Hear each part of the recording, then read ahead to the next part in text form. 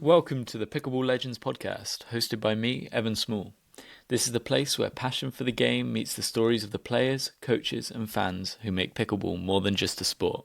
They make it a story worth telling. Today, I'm joined by Stefan Entbrouxk, a Belgian pickleball referee whose passion for the game just makes you want to help to grow the sport as much as you can. So without another word, let's get on with today's episode. Welcome to the Pickleball Legends podcast. Today I'm here with Stefan Entbrouxk, and he is an international referee from Belgium, part of our Pickleball Legends road trip that we've been doing. So, let's get started with the podcast and find out more about him. So, how did you first discover pickleball? It was a former friend of mine who also had suffered an injury, hip or a knee injury, that got in contact with Cassandra Bourgeois. And he brought it to our neighborhood, if you want. And he said, he called me up and he said, I have something new. It's a paddle sport and you have to try it because it's really easy. And because it came from him, I said, okay, I'll go and try. And I tried it and I was immediately impressed I too suffered an injury. I have a new Achilles heel. Sports are not, I have to choose my sports if you want. And this is now like 5 years ago. And the introduction made that we started up a club and the club started to grow and so on. And that we took part in tournaments and you got hooked straight away. I was hooked straight away because of the easiness and the lightweight of the paddle and the ball and the feelings and the no stress on joints and so on. And you only have to run 3 meters by 6 if you play a double. Because the singles is not. I tried one time singles, but it's not my sport. No. So in doubles, we found our first tournament somewhere in Holland, and we won our first medal. And then you got hooked. Then you're gone. It was a 3.0 medal, of course, but nevertheless, making that achievement. And also, Thaddeus and James were there. Yeah. So everybody that was already a name in the scene still today were there as well. And they were really welcoming and open for changing information and so on. And so you got straight away an international network of people getting together and enjoying something that they all enjoyed. And looking into the future to make it grow. So you straight away, you saw people. I see James coming off of the court, played Cyril from France. And it was such a spectacular. People were standing and watching this game because it was the highest level you could watch. And coming off the court, and seconds after that, we were talking pickleball future.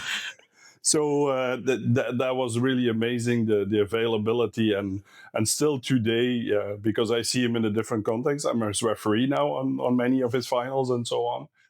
And it's been 5 years, and on and off we see each other everywhere. And like he's doing now what he's doing with rackets. So he's also taking up another role and meeting other people in other countries in this capacity as an ambassador for racket.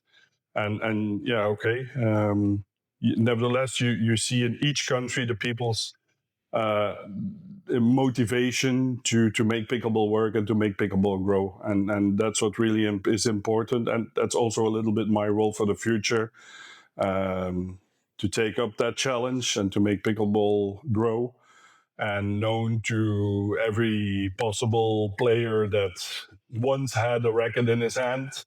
Was it now a bat, a ping pong paddle, or a tennis racket, or even paddle rackets? Once they've tried this one, and you see the mix of matches between genders, between ages, a grandfather playing with his grandson, or a father with his son having the same sport and the same skills and levels and competing, that's that's what pickleball is all about. Yeah. So it sounds like you got hooked right from the get-go, and then you were like, I know I want to grow this sport. This is my sport. yeah, true. And had you done any other racket sports before that? I started in tennis growing up, and competition in this part of the neighborhood was not so known. You have to go to the big cities and so on, so that wasn't for me. But nevertheless, I learned the racket sport up until the age of 12, 13, and then I changed to badminton.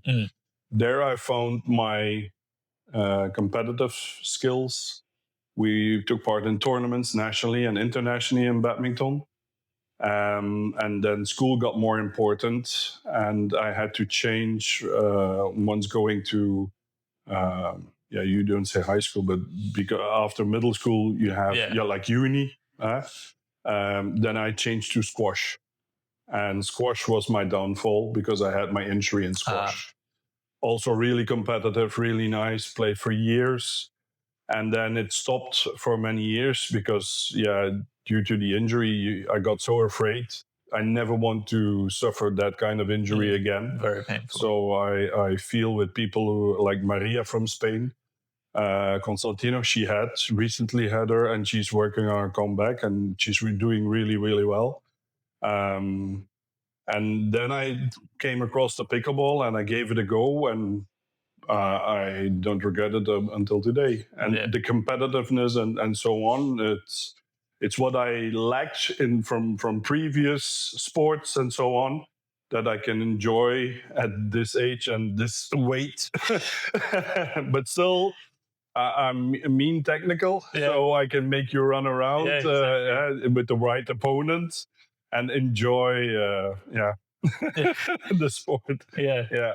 So you're obviously now doing all your international refereeing and stuff, but from that moment 5 years ago when you first started playing, how long did it take you to start going down the refereeing journey? Quite fast, because I got cheated out of a tournament with a rule implemented on me. Right. And I lost, and I didn't know. Perhaps I didn't at that time didn't know the rule really well, or how to implement it, or that I was cheated out of the point. And it got me and another guy from the club interested in, you have to watch for foot faults, you have to watch for the racket serve motion and so on. Those are details that can influence a certain game. And then we got into the rules and looking up for refereeing or something like that to be a ref or to know the points and so on. There was nothing available. So like 2 years ago, we were multiple people demanding or looking for that kind of engagement. And then the EPF with Maria invited in 2024, I guess, Ron Ponder over from America. And they did a level 1 course because he offered it. And then the EPF got more structurized and more involved in the cooperation with USAP. And we had to redo our level 1 at that time with the correct standards according to the USAP, but we already knew what to expect from Ron. So that gave us a big advantage. And we passed the level 1s. And because there are no level 2s in Europe, a group of 10 people also said we want to engage in more knowledge.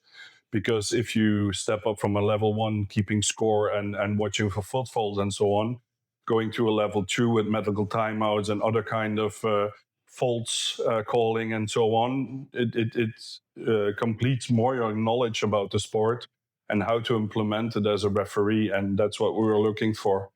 And it's in 25, early 25 last year, we managed to take part in a tournament, and 3 American assessors came over from America and assessed us for level 2s.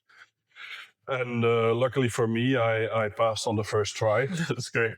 After, you have to imagine that you have to know all the rule books. There are 4 of them. pass the exams, do the online tests, because you get certain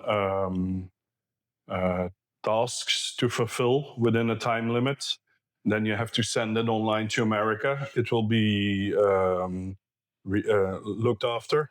And then if you make mistakes, you get feedback and you have to do this better and that better. And then after 3 or 4 months of online studying, then you have to take your exams, as I told you on the USAP, take those 4. You have to achieve 90% for a level 1. And then if you pass, you will be invited for the practical exam, which takes place in a real life tournament. It's 3 days practical, practice, and implementing the rules and the signs that you have to do as a referee and so on. And then you have your game, which your assessors will assess you on. And then if you pass, they have a score sheet of 100 points. And if you manage to remember or do the things that are on that score sheet, then you'll pass. As for a level 1, you need to reach a certain amount of points, and level 2, much more higher. And then you get your certification and you're good to go. So it's a very formal process that you have to go through. Yeah. So are you level 2 yet or no? Yeah. So well done on that, because it sounds like a very big feat to be able to get to that point. So how have you gone about using that level 2 so far? What competitions have you refereed? Yeah, starting because of being a former player and taking part in international tournaments, I went a lot abroad, like in England, in Ireland, Holland, Germany, France, Italy. We created a little bit of kind of a network, and that which tournaments will take place and so on. You got your different apps going, telling you where the major tournaments are as well. So I got to know a few tournament directors who send me an invitation if I'm interested or available to become their ref or a head ref and manage other referees as well in the tournament. And up until now, the RTA Tour is looking to work really narrow with the EPF referees because there's money involved. And I think it's a little bit the evolution that if you have tournaments where prize money is to be won, can be won, you want as a player to have as much as official guidance in a match as possible. In order to keep it going correctly and fairly and so on, that the opponent doesn't make a foot fault and it isn't called and he has an advantage and so on. So raising that level of awareness, tournament directors, once they've experienced the tournament with a referee, then they'll mind change. Up until now, we are seen as a cut in their budget because there's a fee, a voluntary fee. It's not, but they have to invest a certain amount of their budget into the official side of the story. And it's still early days that you can have a referee on each tournament, on each court, in each match. But at least in your finals or semifinals or quarterfinals, from the get-go, that it's really important, and that you have the officials taking over your tournament is and well timed, because we are strict by our script. A timeout 1 minute, it's 1 minute, get going, guys. And you have a lot of issues that can take place in a match, and that you need somebody on the sideline telling, no, I've seen it this, and move on and score and go, and whatever happens, we have to deal with the situation.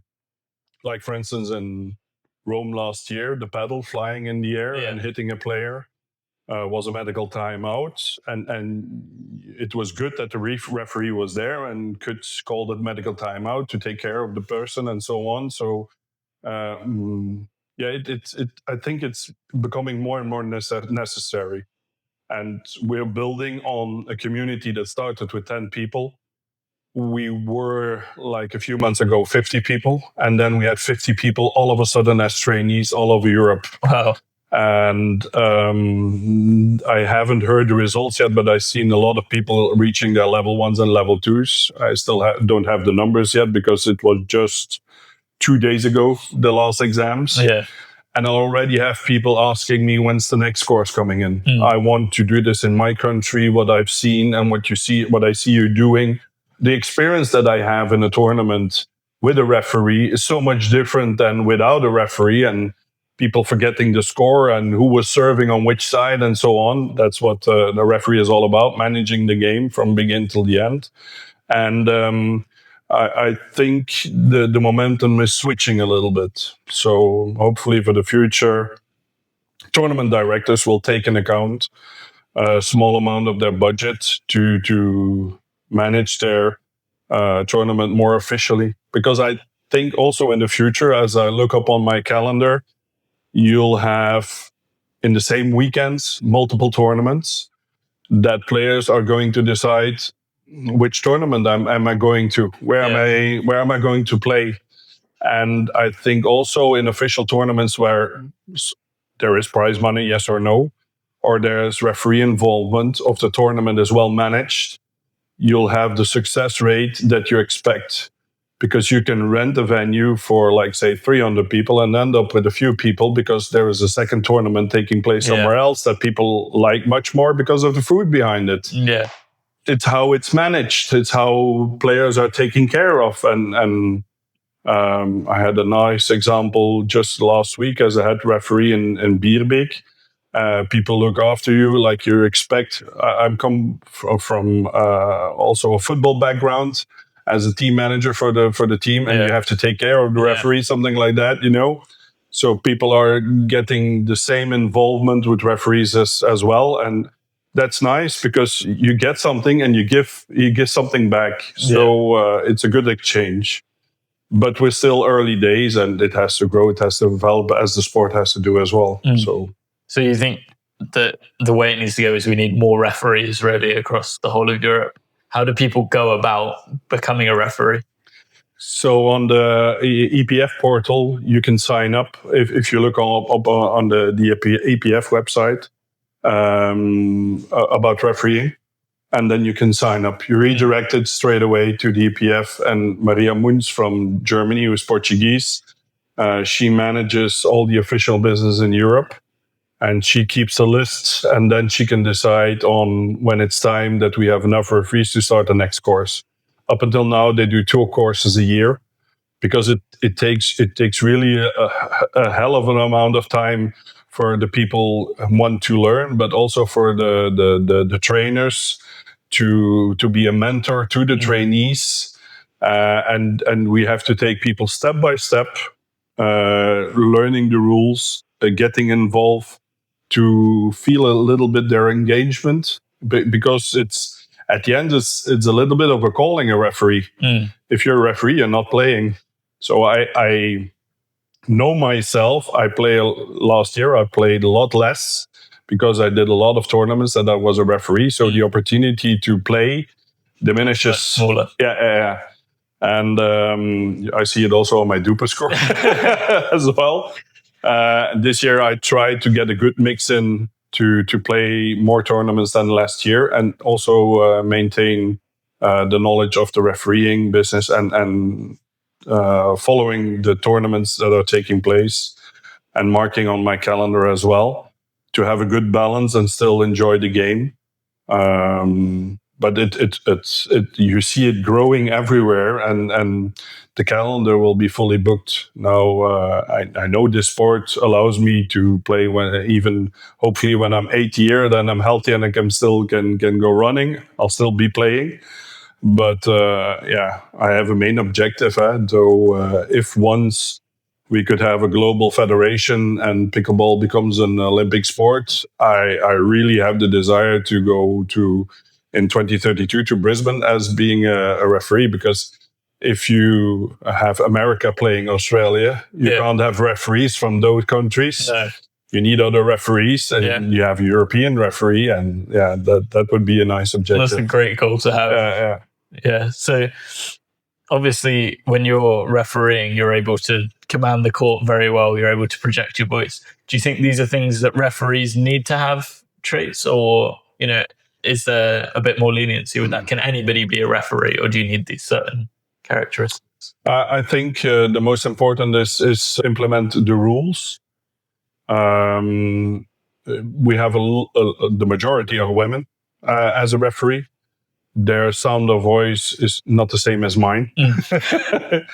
In Rome, I was on center court, and 4 courts further away, they could hear the score from center court. But they can adapt with microphones and so on. So there's no physical downside on becoming a referee, not at all. But implementing your leadership on court and taking responsibility, watching a player getting ready, you have to be ready as well. You have to be on top of your concentration as the performance of the players. The higher the level goes, the more focused you have to be. If you do an RTA final and you see a double men's battling it out at the kitchen, and you have 4 pairs of feet to watch in a split second on both sides, and mostly at the end of the day, you already did so many matches. That's a really hard part. Yeah. And you struggle like with back pain and leg pain, and because you're standing there the whole day next to the court, you can't take it for granted. You have to be, otherwise, if you have multiple referees, you can relax. Like in the UK Open, they did a nice shift switch on center court that a referee did 3-4 matches, and then a new referee came in. You had time to relax. But that's already the luxury in the UK because they're already years up ahead of us. And we have to build still that road to the same level as what happened in America. As in Rome, we did 35 referees. We had 35 referees. And every match was refereed. Also from the beginning in the morning till the finals. But we had enough referees so we could change and switch because it was really, really warm in Rome at 12 o'clock in noon. So it demands a lot physically from yourself, but the concentration is the most important. And on court, acknowledging that the people acknowledge you as the referee and look for you when you can't serve before that the score is called. You see that if the players respect you as a coach, or if they play with your feet. And I don't have that problem. Instantly, you can try it one time. I'll give you that one time, but the second time, I'm not having it. Yeah. The same with people. Bad language. Also, you get an eye warning from me. Yeah. And then I'm not having it anymore. So because it still has to be an enjoyable experience for every party. Yeah. And yes, there can be frustration, and a net court can be decisive in your favor or in the disadvantage. But that happens, and I recognize also players under stress have to let it out a little bit. So I'm not keen on straight away giving out faults and so on. I try to manage and keep it light and get the party going until the end and take it seriously on that matter and watch for faults which are really important. Because in a split second, you've seen it or you're not seeing it at the RTA, because now you have live stream coming in. And a foot fault or a ball that was in or out, and I called it in or out. And on TV, it said the opposite of what I saw. Yeah, I made an error. You have to acknowledge that. You're only human. There's no technology helping you. You see it like it is. You call it like it is. You own it like it is. And that's the way it goes. So errors can be made by a referee as well. But continue in the same capacity and the same confidence as you did. Is the most important. You have to manage. You're there with the players from start to finish, and that's the main thing that you have to realize. Because if you take part in a tournament as a referee where you go best 2 out of 3, those matches can last. Yeah. If you have opponents that are really on the same level, oh my God. And for me, it's really nice because I see it up front, the strategy that gets involved and the tactics that get involved. And I started to look at the sport in a whole other different level of what are you able to do with this sport? And those games, people should watch more. If you got more live streaming or you got more spectators in or something like that, like you see on YouTube now with the PPA and so on, it will come as well for in Europe and in other parts of the world, like they did the 7,500 people in Asia there last. It will come, but you need tournament directors who understand that and get involved in that and make it also about the spectator to give them that experience. Yeah. If you expect as well that high level of play, you can't do the same in a 3-0 tournament. Yeah. People will enjoy it, but if you want to watch it as a referee, it's more difficult because a lot of more errors are made in a 3.0 match than with the pros. The pros know their limits. They'll test the limits and the boundaries. But when the 3.0 is the beginners and I enjoy also to teach them and to bring them knowledge in rule setting and so on as a referee. But the patience that you have to have over there is much higher than you have to have with the pros, because there's so many faults are made and you have to call each fault that has taken part. So you're non-stop arguing with the players all the time. I'm sure they don't know the rules as well as the pro players either. So it's very much on you. How do you personally cope with those situations where you've got to sit and referee, maybe 5 games in a row that are, you're going to get bored at some point, but how do you manage that? It's always a new experience because the matches are never the same. Never the same. Now I'm almost able to predict outcomes if I see in the RTA games, because the players taking part in those tournaments, the high-level players, they see each other every week, every month. Somewhere around the world, they play each other. And sometimes you have couples mixed up and the chemistry between those players is improved or less improved. And then along that strategy, you see the level of play, and that surprises me. So, but there are some matches that I see and that I'll know, okay, I know where this is going to end. Because due of my experience as well.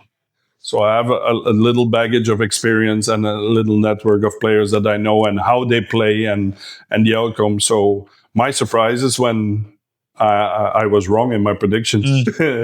So that's what happened in Sankt Anton, the twins from Sweden, they won. And the favorites were Ovčarek and Nootnagel in the finals, the biggest tournament.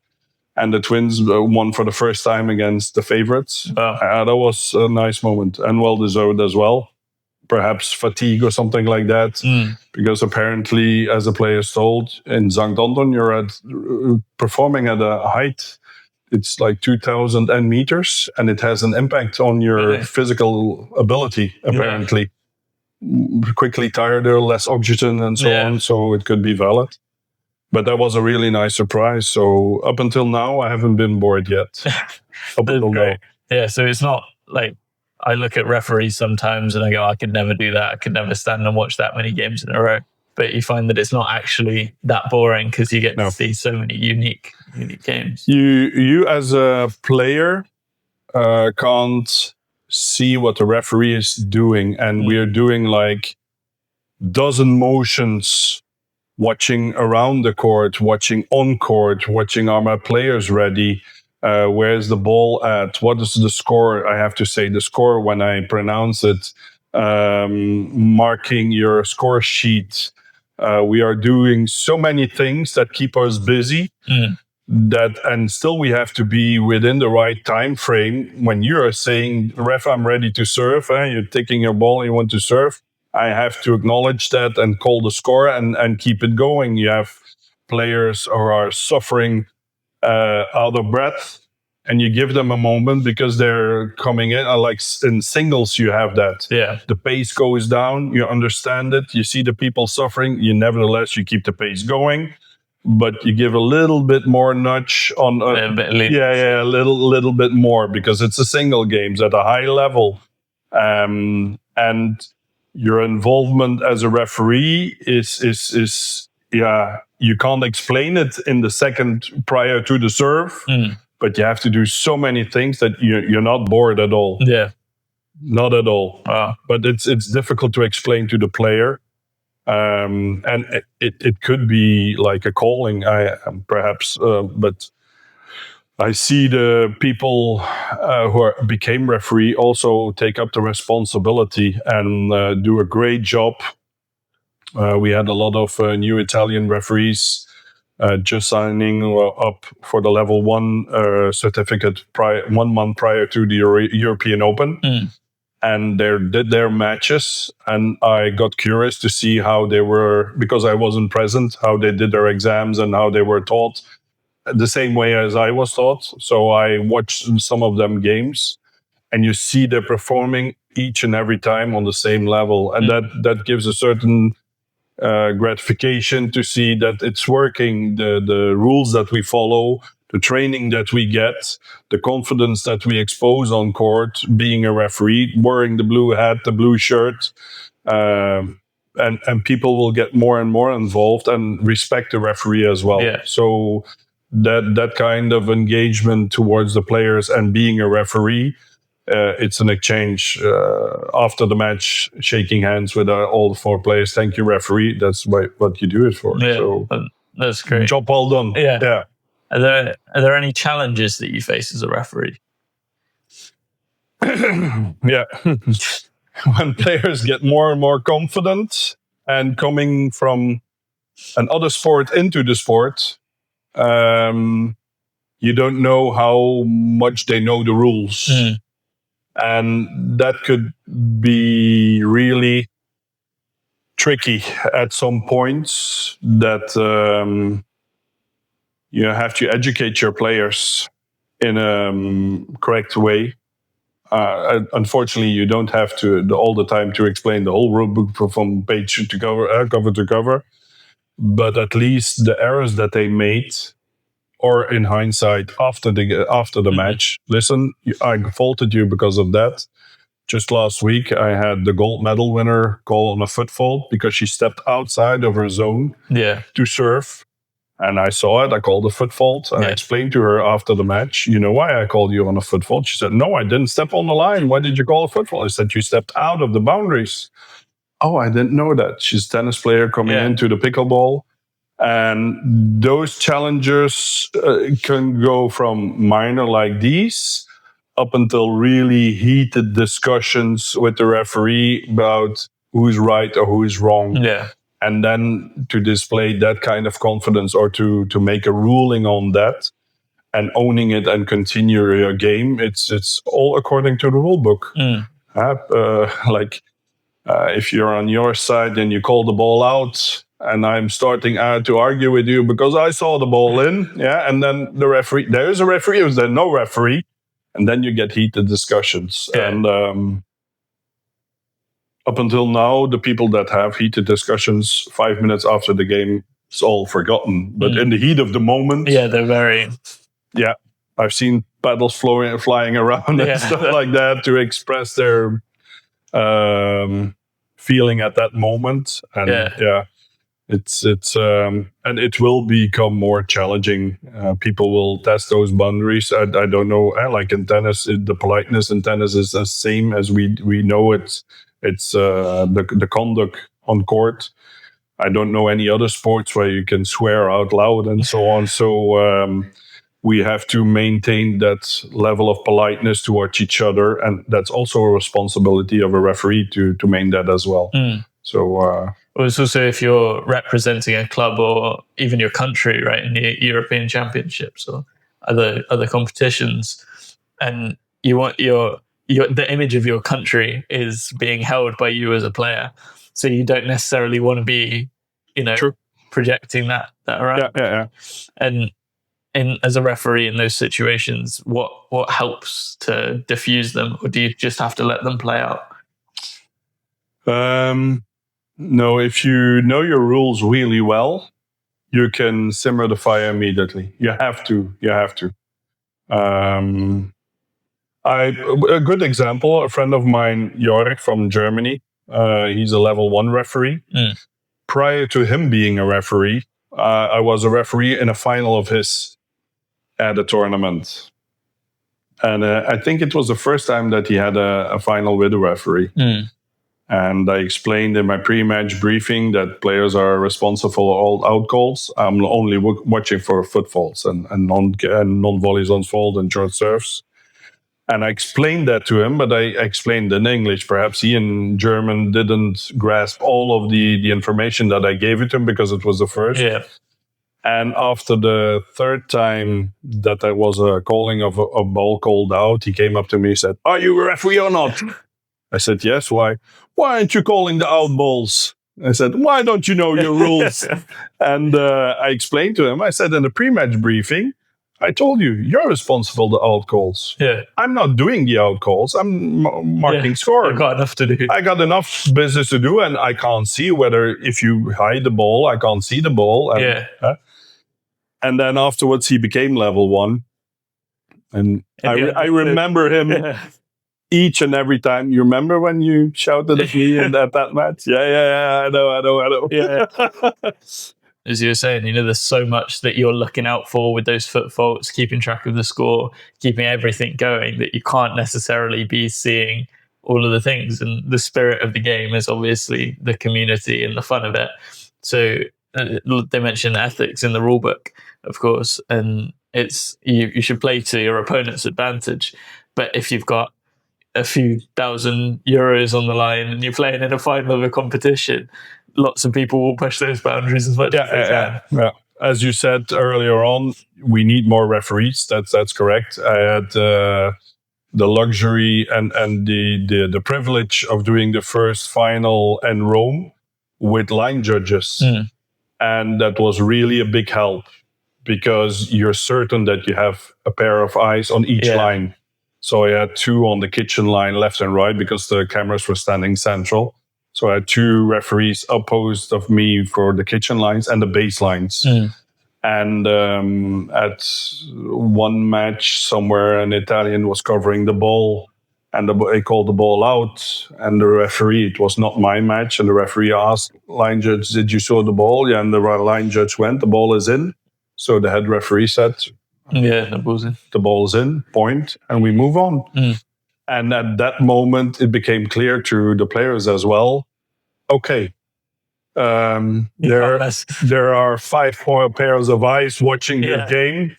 I'll stay correct. Do you think that's the way forward then, having line judges on the main? I would prefer the American system already with the eagle eye stuff. Yeah, the electronic help. Yeah.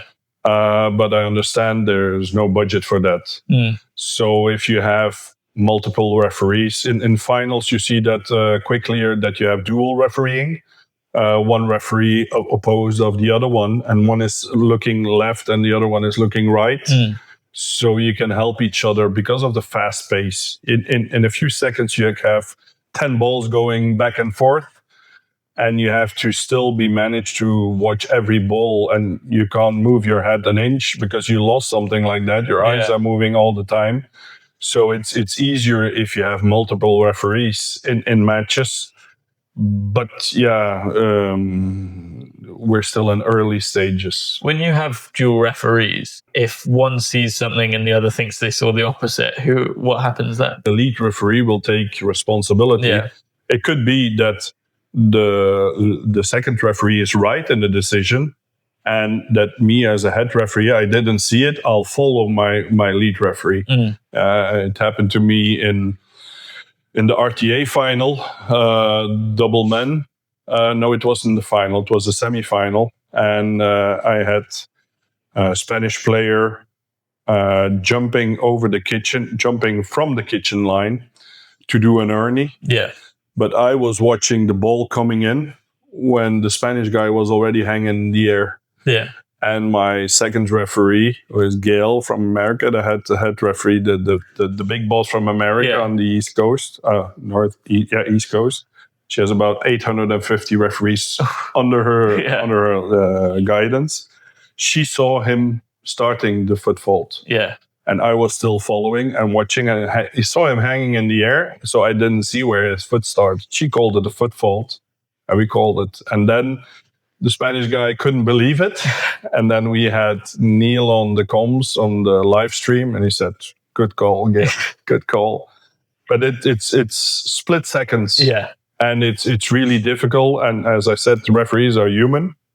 The higher the level and the stakes, you need more referees going in to manage a good game, a fair game. As you say, the stakes, they're quite high for these players. You know, there's not that many competitions with big prize pots, so they need this to continue their career, really. So I'm sure, you know, emotions are very, very high in a lot of those competitions. True.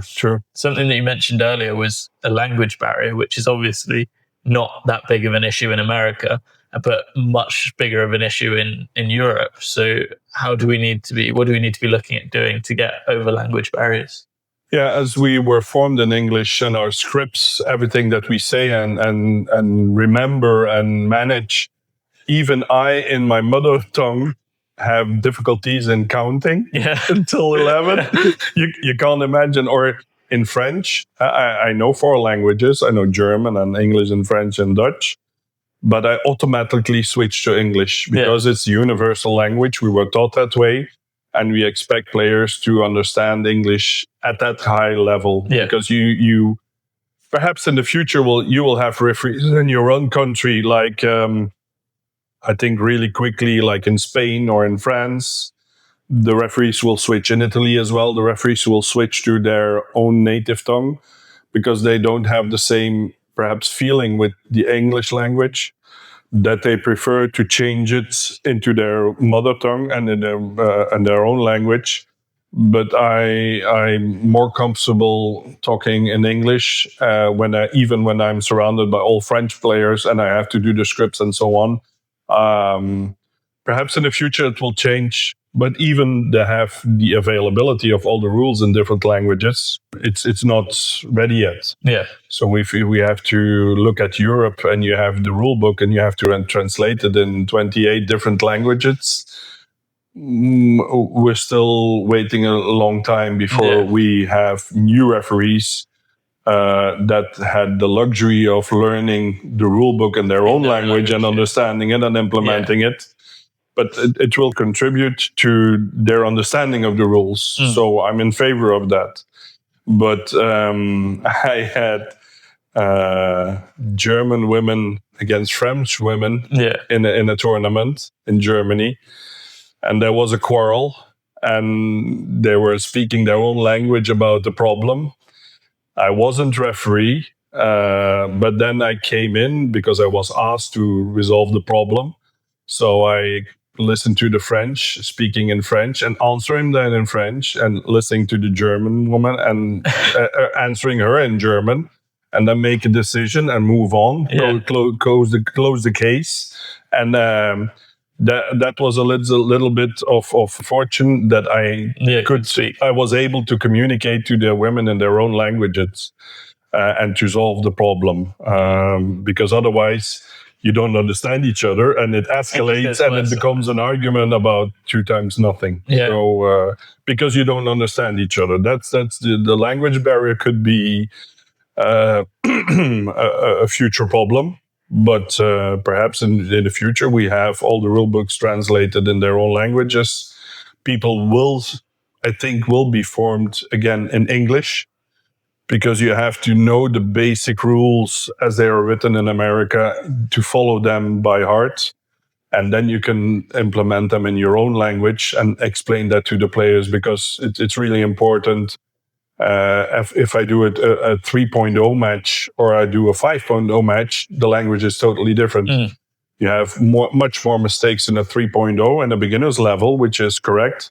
But if you can implement those rules and explain to the players what they should be doing and so on, it will improve their game as well. Yeah.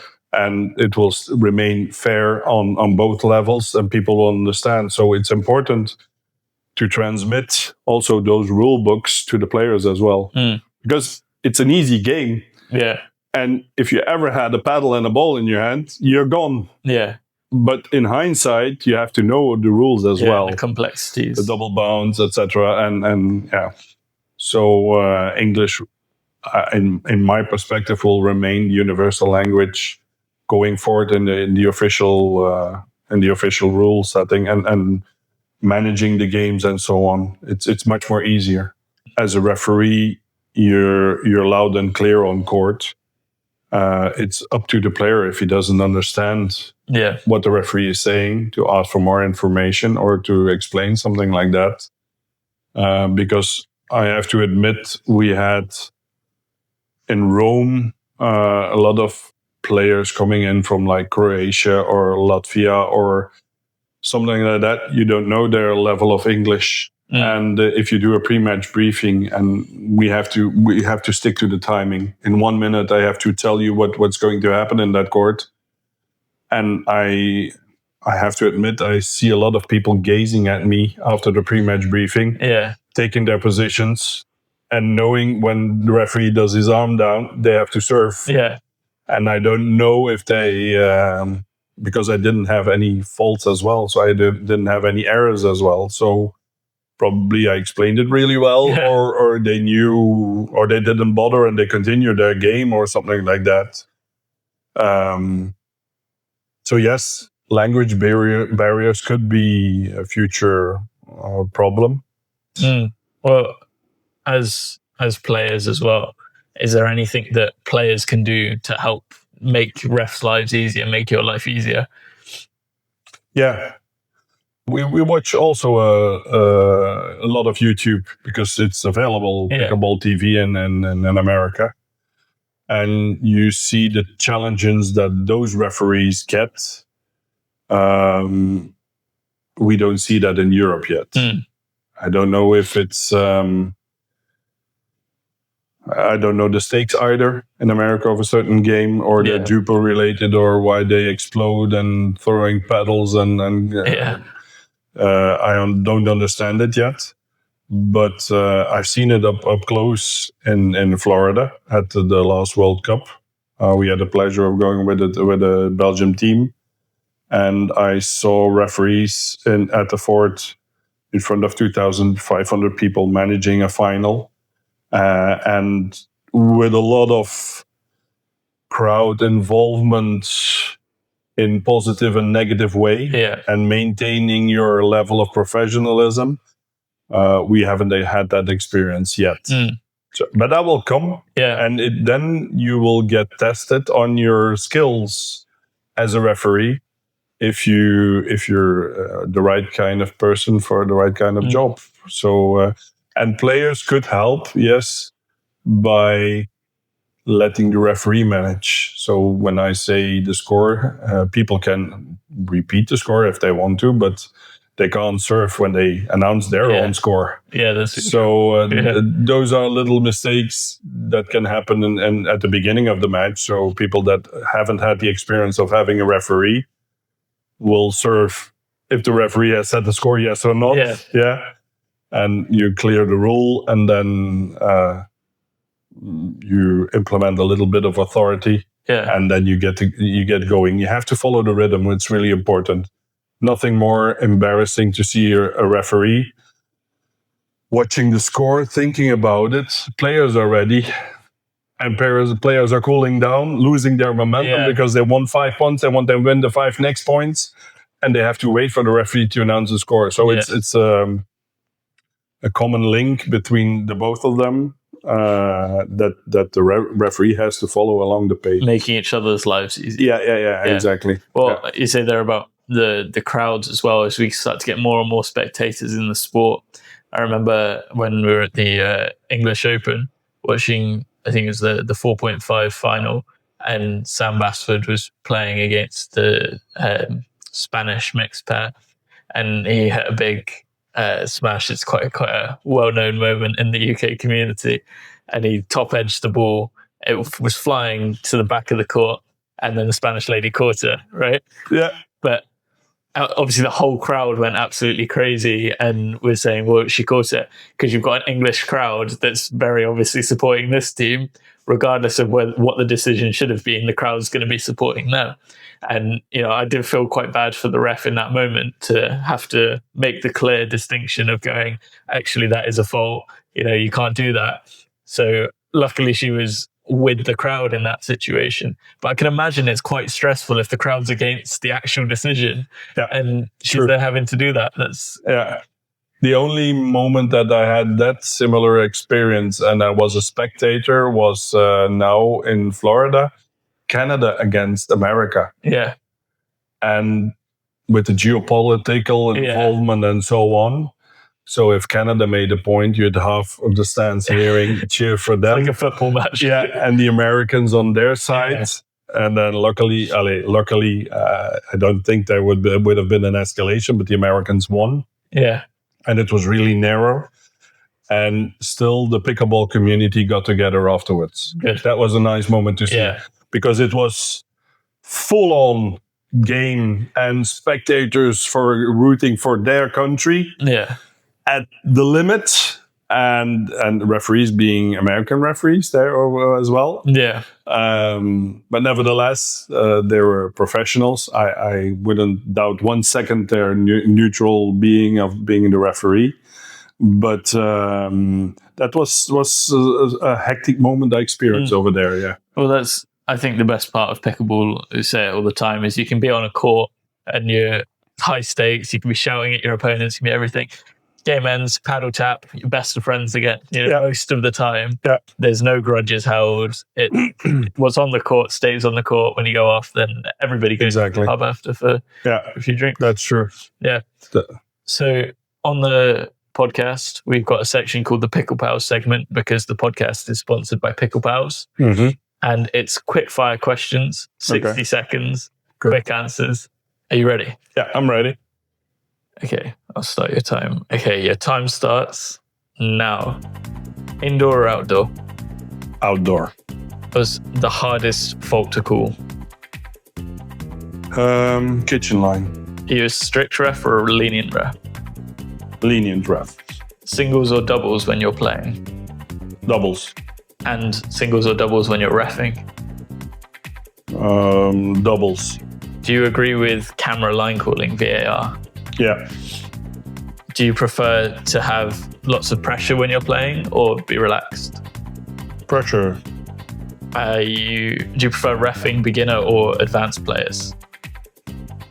Advanced. When you play, do you play a skillful tactical game, or is it hit it and... No, skillful. Skillful. And do you prefer UK players or Belgian players? Belgian players. Just a good controversial. That's right at the end. Not stepping in that way. There's no preferential treatment at all. No. Yeah. No. All right. Well, thank you very much for being on the podcast. It's great to have you. Great to have the first international ref. Obviously, I interviewed Mike yesterday, who was also a level 1 ref. Mm-hmm. But very, very nice to meet you. I've never had a full conversation with a ref before, but it's been great to have you on. So thank you very much. Thank you very much. And we'll see you in the next episode. Thanks for watching this episode of Pickleball Legends. If you enjoyed it, don't forget to like, follow and subscribe. Whether you're watching on YouTube or listening on Spotify, Apple Podcasts or anywhere else you get your fix. We've got new episodes coming out every 2 weeks, so make sure you're following so you don't miss the next one. Thanks for tuning in, and as always, keep dinking, keep smiling, and stay legendary.